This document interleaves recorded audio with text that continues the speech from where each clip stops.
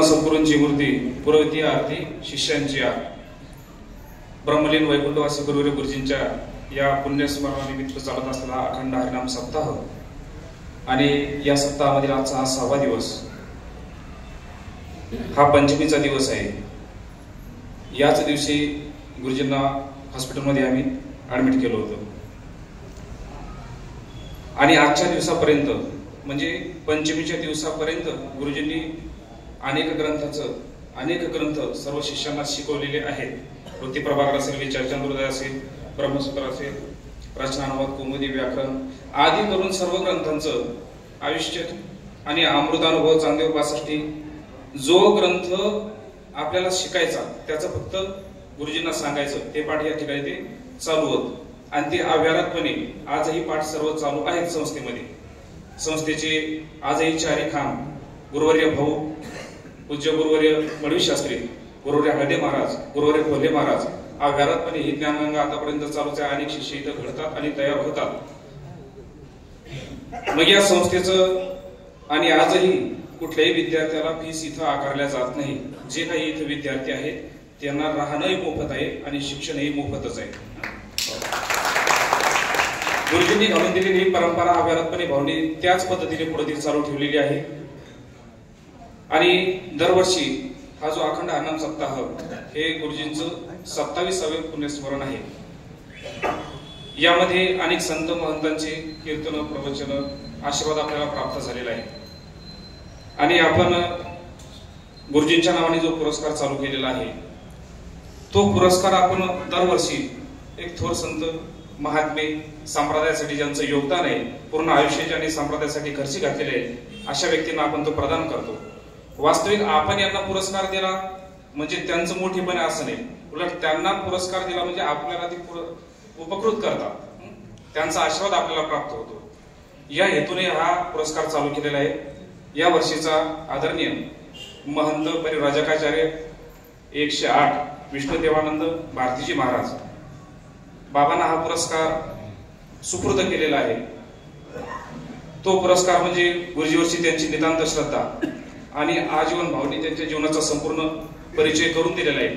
अगदी बालवयापासून भाऊ त्यांना ओळखतात ते आतापर्यंत आणि भाऊकडूनच त्यांचं ऐकलेलं आपण जे जीवन चरित्र आहे त्याचं आपण कथन करतो।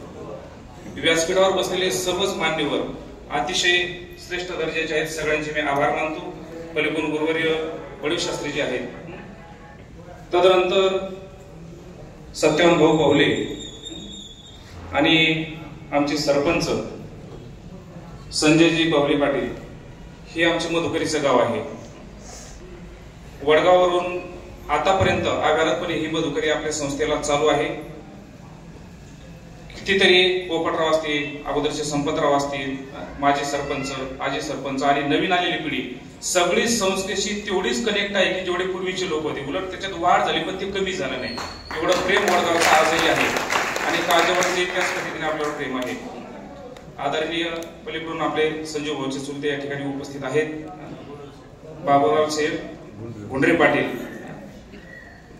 मोठे बंधू सर्जेराव दादा गुंडरे पाटील यांना आमंत्रण देता वेळेस या सप्ताहाचं गौरवबागा पुण्यतिथी ज्यावेळेस या ठिकाणी व्हायची त्यावेळेस स्वतः गुरुजी 2 विद्यार्थी हाताला धरून प्रत्येक घरी आमंत्रण देत की काल्याला या, ताई वगैरे सगळ्या माता भगिनी या ठिकाणी त्या सप्ताहासाठी सगळे कीर्तनाला हजर राहायचे।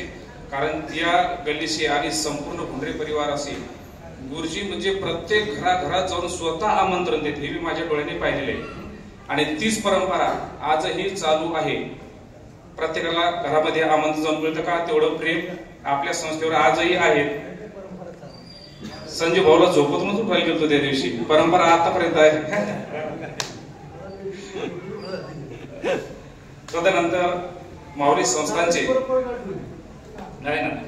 संस्थांचे संपूर्ण नवनिर्मित हे विश्वस्त मंडळ, या मंडळामध्ये आदरणीय माऊली संस्थांचे मुख्य व्यवस्थापक, अगोदर प्रभारी विद्यार्थी व्यवस्थापक आलेले आमचे वीर माऊली, त्यांचे मी आभार व्यक्त करतो, त्यांच्या चरणी नतमस्तक होतो।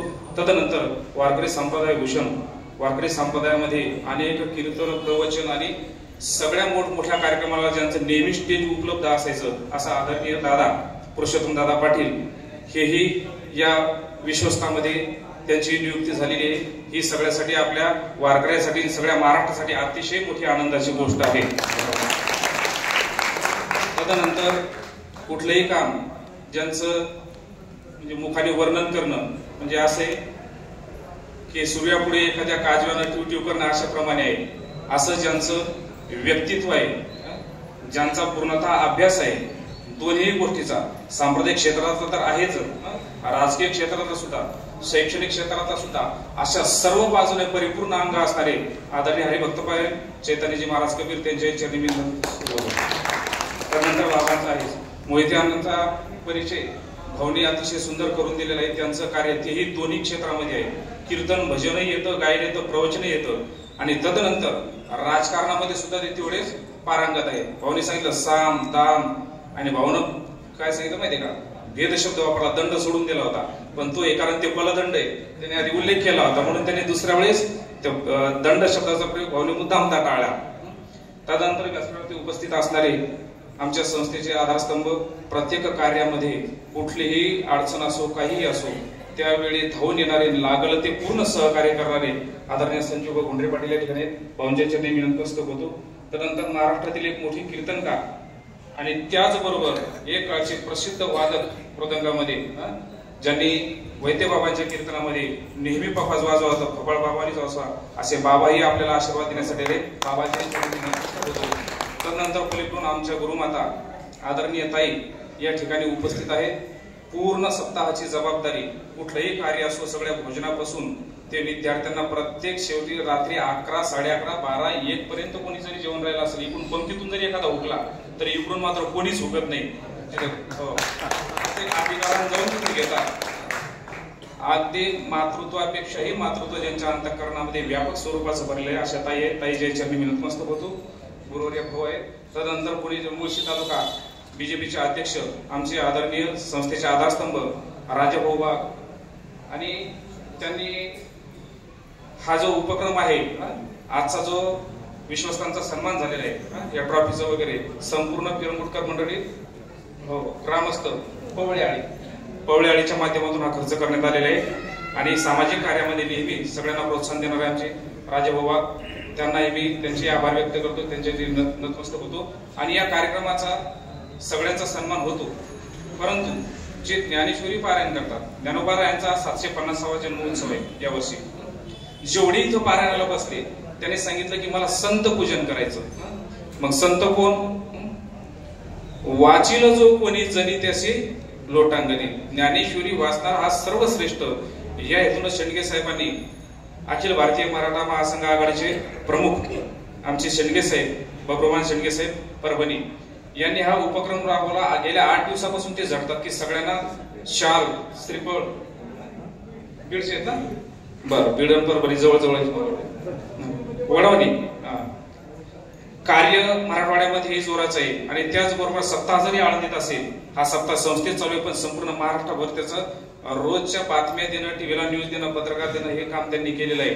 आणि एवढ्या संतांचं पूजन केलं. 60-70 लोक ज्ञानेश्वरी पारायणाला बसले होते. त्या संपूर्ण लोकांना त्यांनी परने स्वखर्चानी त्यांच्या जी बॉडी आहे त्या बॉडीच्या वतीनं त्यांनी हा संपूर्ण शास्त्री फळ, आणि त्याचबरोबर माऊली संस्थांचे जे प्रमाणपत्र आहे की जे ज्ञानेश्वरी वाचक आहेत त्यांना जी वाटली, संस्थांमधून आणले आणि संस्थांमधून आणून आपल्या इथल्या वाचकांना ते दिले. आता प्रत्येकाच्या घरामध्ये ते जातील. तुम्हाला सांगितलं, प्रत्येकाने ते प्रमाणपत्र म्हणजे आपल्या आयुष्याची शिदोरी आहे, त्याला लॅमिनेशन करा आणि घरामध्ये प्रत्येकाने ठेवा. त्याच्याकडे बघितलं तरी ज्ञानेश्वरी वाचण्याची आणखी ऊर्जा आपली जागृत होईल. तदनंतर या ठिकाणी सर्व जेवढा अधिकार व्यासपीठावर बसलेल्या व्यक्तींचा आहे तेवढ्याच अधिकाराची तोलामोलाची माणसे, आपली जागा जास्त आहे पण कमी नाही. फक्त जाग्याअभावी या ठिकाणी कानेपनाथगडाचे महंत आदरणीय आपल्या गुरुजींचे शिष्य फडबाबा या ठिकाणी बाबांच्या चरणी नतमस्तक होतो. तदनंतर वारकरी संप्रदायातून तडफदार कीर्तनकार आमचे गजानन महाराज सोनवणे आहेत. आणि भाऊचे जीवस्य कंठस्य मित्र, आमच्या सगळ्यावर अगदी पुत्रवत प्रेम करणारे नामदेव आप्पा चव्हाण आहेत. आप्पांसाठी सगळे जण जोरात टाळ्या वाजवा. म्हणजे संस्थेच्या कामासाठी कुठलीही जरी नड असली ते कायमस्वरूपी मंडळी उभी असतात. जेवढे भाऊ जर हजर असेल तितक्याच अधिकारांना आम्ही त्यांच्याकडे गेलो तर ते कामाचं तेवढ्याच ताकदीनं पूर्ण होतो। तदनंतर ज्ञानेश्वरी उपदेत असणारे ज्ञानेश्वरी कंठभूषण आदरणीय आपले गोरे माऊलींनी व्यासपीठ नेतृत्व केलेले माऊलीसाठी एकदा टाळ्या वाजवा। त्यानंतर महाराष्ट्रातील भागवत कथाकार तथा कीर्तनकार आणि सगळ्याचे अतिशय वारकरी संप्रदायातले जेवढे जुने आणि नवे या दोन्हीच्या हृदयामध्ये स्थान ज्यांचं पक्क आहे असे आत्माराम शास्त्रीजी या ठिकाणी मान करा। तदनंतर आपले गंधर्व ज्यांचा आवाजही गोड आहे, ज्यांचा स्वभावही गोड आहे आणि जुन्या माणसापासून ते आताच्या नवीन विद्यार्थ्यापर्यंत ज्यांचं एकदम जवळचं नातं आहे, सगळ्यांना समजून घेणारे आदरणीय करण गुरुजी या ठिकाणी उपस्थित गुरुजींचा त्यानंतर पैठणचे आमचे डी.के. नाना वारकरी संप्रदाय, तदनंतर राजकीय क्षेत्र आणि नोकरी क्षेत्र या सर्व क्षेत्रामध्ये अग्रणी असणारे अनेक पैठणून भाविक इथं त्यांनी पारायणाला बसवले, म्हणून त्यांच्यासाठी टाळ्या वाजवा। त्यांचे मुक्ताबाई पालखी सोहळा आलेले आमचे मित्र आदरणीय कृष्णा महाराज करेराव गुरुजी या